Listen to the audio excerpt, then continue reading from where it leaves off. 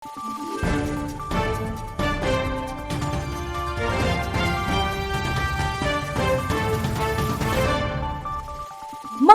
araw, Pilipinas! Ito ang Valiant News hatid sa inyo ng Office of the Vice President.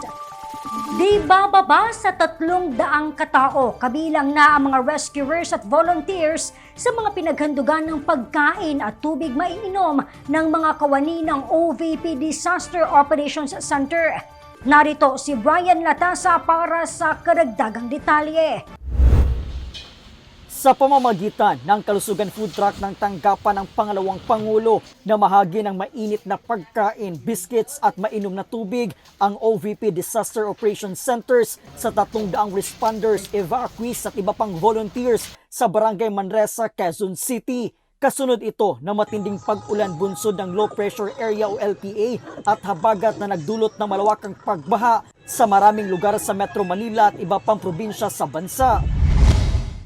Nitong July 22, naghatid din ang OVP Disaster Operations Center sa PCG NCR District Office sa Parola, Tondo, Maynila ng hot meals at tubig para sa mga evacuees, responders at iba pang mga volunteers.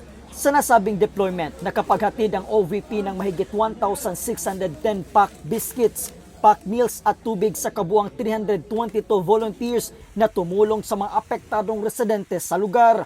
Ang pagtugon sa pangunahing pangangailangan ng mga biktima ng kalamidad at sakuna at maging ng mga rescuers at volunteers ay bahagi ng disaster response ng tanggapan ng pangalawang Pangulo. Pinangungunahan ito ng OVP Disaster Operations Center o OVP-DOC.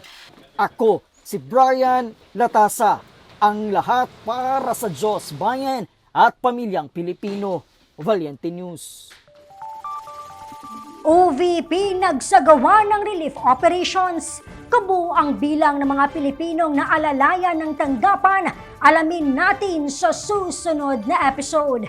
Ako si Claudette Loreto para sa makabuluhan, naninindigan at matapang na mga ulat at impormasyon. Maraming salamat!